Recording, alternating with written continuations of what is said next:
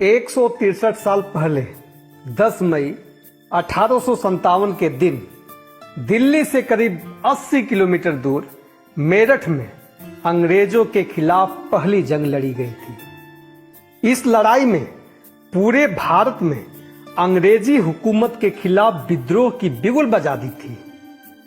दिन 10 मई 1857, जगह मेरठ। जी हां, मेरठ छावनी में भारतीय सैनिकों ने खुला विद्रोह कर दिया। भारतीय स्वतंत्रता आंदोलन का बिगुल बज चुका था जब अंग्रेजों के शोषण और भेदभावपूर्ण नीतियों से तंग आकर सिपाहियों ने न केवल अंग्रेजी अधिकारियों की हुक्म को मानने से इनकार कर दिया था, बल्कि जेलखाने को तोड़कर भारतीय कैदियों को मुक्त भी कर दिया।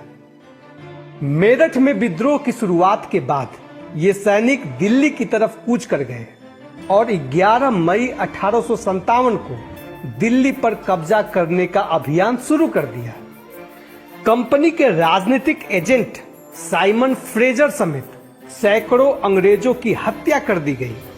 सरकारी दफ्तरों पर सिपाहियों ने या तो कब्जा कर लिया या उन्हें नष्ट कर दिया और देखते ही देखते सत्ता के केंद्र और प्रतीक दिल्ली पर कब्जा कर लिया।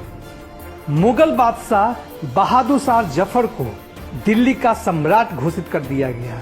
उनके नाम पे सिक्के ढाले जाने लगे और उन्हीं के नाम पर शाही आदेश भी जारी किया जाने लगा। मेरठ और दिल्ली पर कब्जे के बाद तो पूरे उत्तर भारत और दक्षिण भारत के कुछ इलाकों पर सिपाहियों और नागरिकों के बीच अंग्रेजों के खिलाफ विद्रोह की लहर चल पड़ी थी। करीब आधे भारतीय सिपाहियों ने अपने अपने रेजिमेंट को छोड़ चुके थे और सेना के आदेश को मानने से इनकार कर दिया था।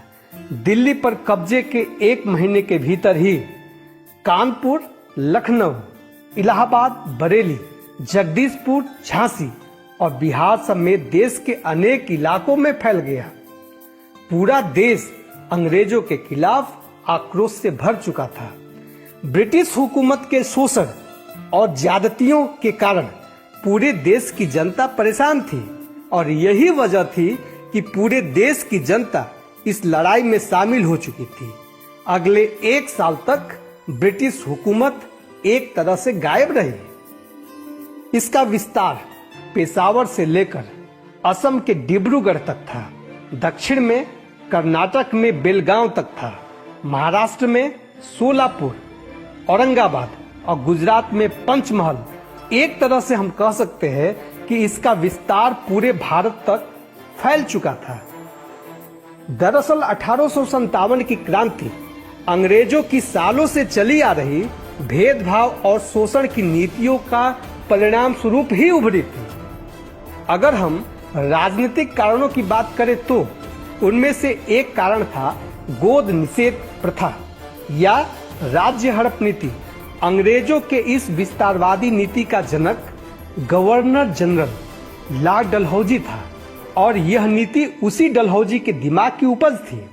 यही नहीं, भारी टैक्स और राजस्व संग्रहण के कड़े नियमों के कारण किसानों और जमींदारों में भारी असंतोष था।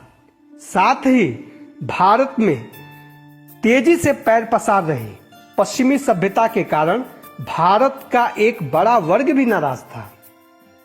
इसके अलावा एक बड़ी वजह थी भारतीय सैनिकों और ब्रिटिश सैनिकों के बीच भेदभाव और सैनिक छावनियों में भारतीय सैनिकों का शोषण। अगर हम 1857 की क्रांति के तत्कालिक कारणों की बात करें तो वह यह तत्कालिक कारण था कि 1853 की राइफल के जो कारतूस थे उसके खोल पर सूअर और गाय की चर्बी लगी थी। ऐसी चर्चा सैनिकों में आम थी। यह हिंदू और मुस्लिम दोनों ही धर्म को मानने वाले सैनिकों के धार्मिक भावनाओं के खिलाफ था। इस कारतूस के इस्तेमाल पर जोर देने के कारण मार्च 1857 में बैरकपुर छावनी के 34वें नेटिव इन्फेंट्री के जवान मंगल पांडे ने अपने ही सार्जेंट मेजर पर गोली चला दी। इसके बाद अंग्रेजों ने इस रेजिमेंट को ही भंग कर दिया। वहीं 9 मई को मेरठ में सैनिकों ने नई राइफल इस्तेमाल करने से साफ मना कर दिया, तो इन सैनिकों को 9 साल जेल की सजा सुना दी गई।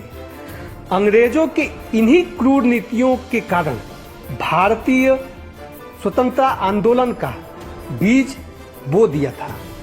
यूं तो इसकी शुरुआत सैनिक विद्रोह से शुरू हुई, लेकिन यह देखा जाए कि जिस तरह से अंग्रेजों द्वारा भारतीय किसानों को जमीन से बेदखल किया जाने लगा था, जिस तरह से किसानों पर अफीम और नील की खेती थोपा जा रहा था, जिस तरह से भारतीय राजाओं के सेनाओं को तबाह किया जा रहा था, इस तरह से देखा जाए तो ऐसे अनेक कारण थे जो एकत्रित हो रहे थे और 1857 की क्रांति को अवश्यम भावी बना दिया था।